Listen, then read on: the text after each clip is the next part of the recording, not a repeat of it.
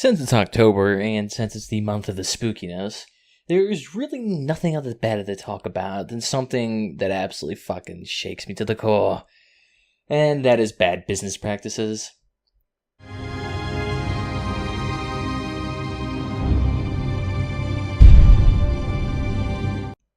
Now, for those who don't know, recently Bethesda has released their brand new Creation Clip service onto their recent two games, Skyrim Special Edition, which is just Skyrim modded a little bit extra, with Fallout 4's engine, and then Fallout 4 itself.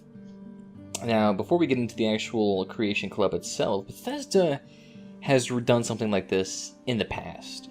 I believe when Skyrim, the base game, not the special edition, was still on Steam in like 2014, or probably a little bit after that, a couple of years ago, they had this paid mod service released.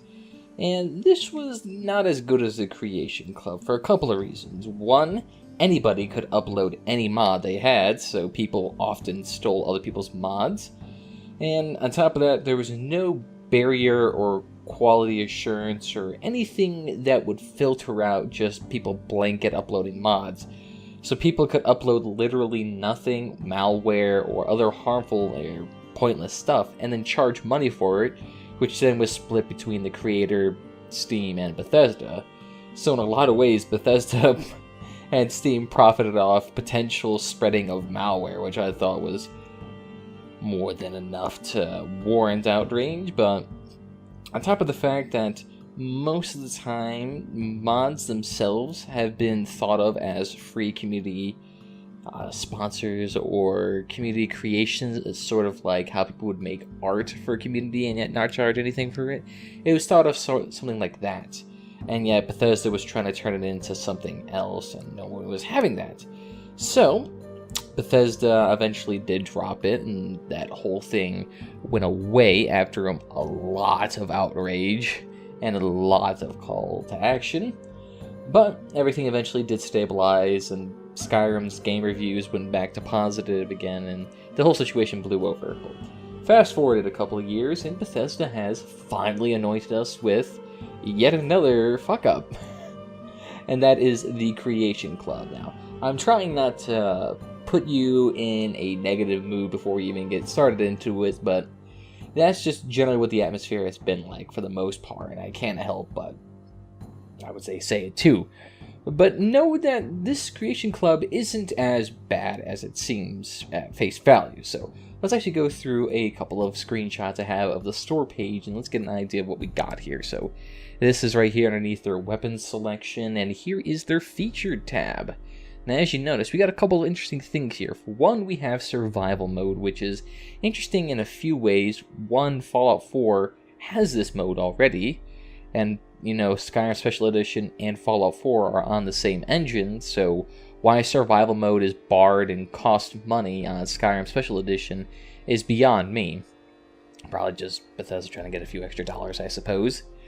And they also have another mod here. This is called Ruin's Edge. I believe it's a Oblivion or Morrowind weapon imported into Skyrim Special Edition. A different texture, and it has the same effects though. But as you can see here, it's 400 credits, I believe is what the currency is called. You have 500 credits here for an armor pack for male and female with 2 weapons. And here you have a zombie horde mode. But it's actually not a zombie horde mode. From what I understand, it's basically a quest where you go to some place, there's 3 zombies and a dead witch, and you get a spell that allows you to have zombies, and zombies occasionally appear out through the game now. So not really a zombie horde mode like you'd expect for Left 4 Dead or other survival games, but minimalistic shenanigans like that. But as you can see here, all these values are listed in credits, and this is not a terribly unique feature. Bethesda, if you don't know, is owned by ZeniMax Online Studios, or just ZeniMax, I think it is. I don't know their various branches. And they've made their own game called Elder Scrolls Online, and they have a very similar system. As you can see here, you have the crowns here, and they have in varying packs from $8 all the way to $150, of course, with the ratio of crown per buck going up as you go along.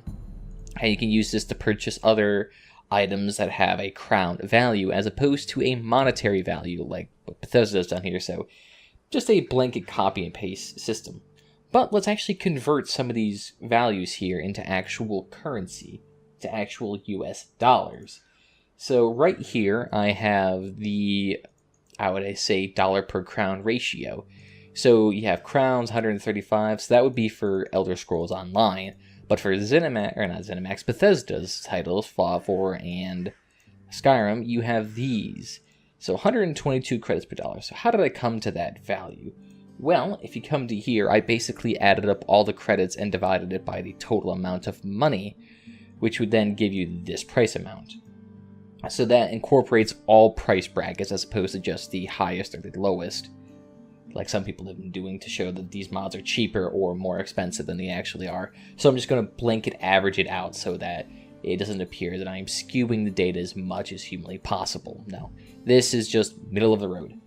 So let's see, let's go for the Divine Crusader since it's the most expensive. So we have 500 crowns here. I got my handy dandy calculator in my hand. And then we're going to divide it by the 122 that I have come up with. So this whole thing right here, this little mod pack would cost you $4 and what appears to be 10 cents if you round it out. So this mod pack right here, which gives you 2 armors, or rather I should say 1 armor for both male and female, with some variations and 2 weapons in a poorly made quest. And that would cost you close to $4.10, which is quite interesting. You can get some DLCs and other $60 games for that much, so that's interesting to know that a mod like that is costing that much. So let's add that up with, say, the Ruin's Edge, which is 400 credits divided by 122. We get $3.28. So that's a little bit of a high price right there. For one weapon, you have to pay $3. One weapon, $3.28.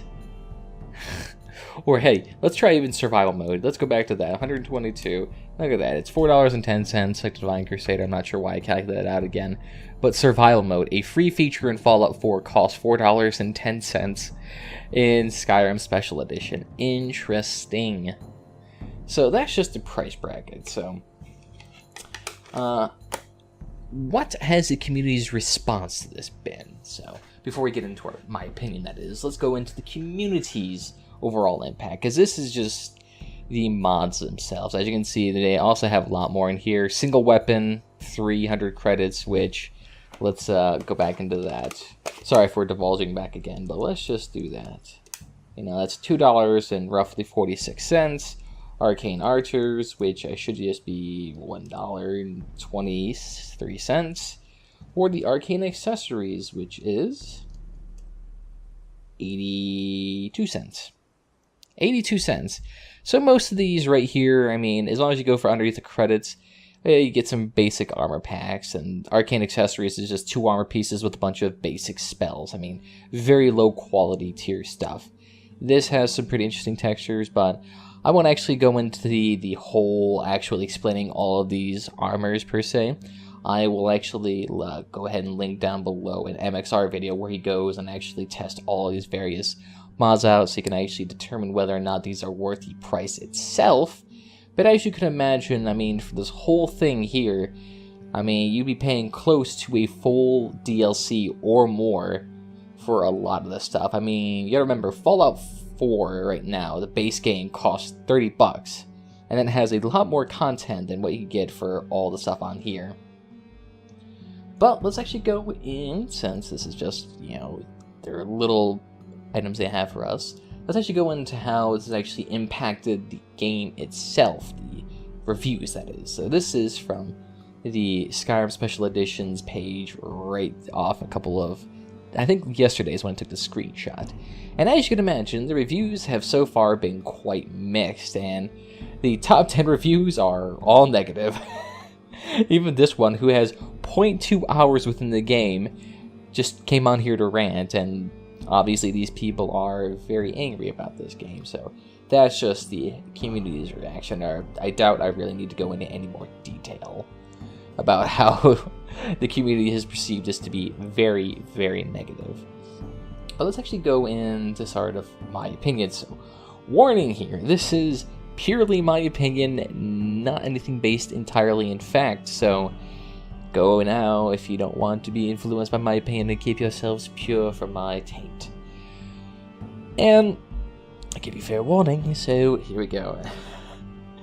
This is, I mean, for the most part, it's a pretty shitty business practice for the most part. You're trying to take something that community has done for free for ages and you're trying to turn it into a monetized platform. And imagine if, say, we did this with mods, say we did this with art. Art still requires a decent amount of talent, special tools, and a lot of dedication to make, and yet you don't see people charging for those typically. They generally just upload it onto the internet for people to use, or maybe they use Source Filmmaker to use for other various purposes, and they make little movies. You don't see people charging money to watch their movies on YouTube. So the fact that Bethesda's trying to come in here with something like this is very, I would say, very intrusive into the actual community itself. And going on to a different point, besides it being intrusive, it's also a very shitty attempt at being intrusive. Because going back to these mods, you have to remember, this is a single weapon. A single weapon. Sure, it has some interesting effects that haven't been really seen on a lot of other weapons within this game, but this idea is not unique because it came from a different game, and on top of that, it costs a couple dollars. We can go onto the Nexus forum page and get this stuff generally for free and of higher quality too. The Divine Crusader, I mean, if you like bulky knight-looking armor, I guarantee you there is going to be an asinine amount if you go look on the Nexus forum page, even in the new Skyrim Special Edition, which Bethesda has caused I would say a refresh in the mods, even though the game's been out for a long time. Or the Plague of the Dead, which there's a free mod on the Nexus I know of that actually allows you to have a zombie horde mode within the game, where it actually allows you to play as zombies. So the fact they're paying $4 for a zombie mode that isn't a zombie mode, that is just 3 zombies, a spell, and the occasional zombie out in the environment, it's not really that terribly interesting. And on top of that, you're not being very competitive if that's what you're trying to go for with your community. Right now, the mod community is going to be absolutely clobbering you with much higher quality mods. I mean, I think, Bruma was recently released, and that was a micro DLC the size of Solstheim recently released, with plenty of armor, content, quests, and voice acting that's a lot more interesting than what you've done on the mod page here. That was fucking free! So, I'm not sure what Bethesda is trying to go for here. Maybe they're trying to lay the work for a foundation later on, where they try implementing more and more contracted work that's more and more adventurous. But right now, this just looks like a lazy attempt to exploit a community. And when I mean exploitation, it's not entirely in the malice sense, but rather just poor taste sense.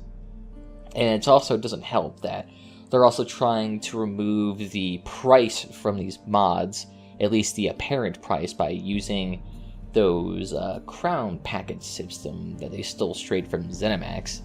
So, I'm not sure what they're doing here, but they managed to piss off the community clearly, and on top of this really hurts a lot of trust with Bethesda down the line, but really, I don't really see this going anywhere. I feel like Bethesda is trying this again to see if the community is more likely to accept this, and clearly it's not. And I doubt Bethesda's going to have the balls to continue with this, but if they've done it once before, and they've done it twice with this, they might do it again in the future. So keep vigilant on this, and definitely let your opinion be known about this. And actually, it's a good segue into actually talking about, what do you guys think about this whole shaboople with Bethesda? Do you guys think this whole creation club system was a good idea on Bethesda part? Is it exploitation of the community base by, I would say, monetizing a community aspect and by removing the monetary value? Or is it something else that you guys find less insidious or just possibly stupid or in poor tastes? But other than that, there's social media links down below if you are into that sort of thing in the Discord if you want to join the community. And other than that, I'll see you next time, guys. Bye-bye.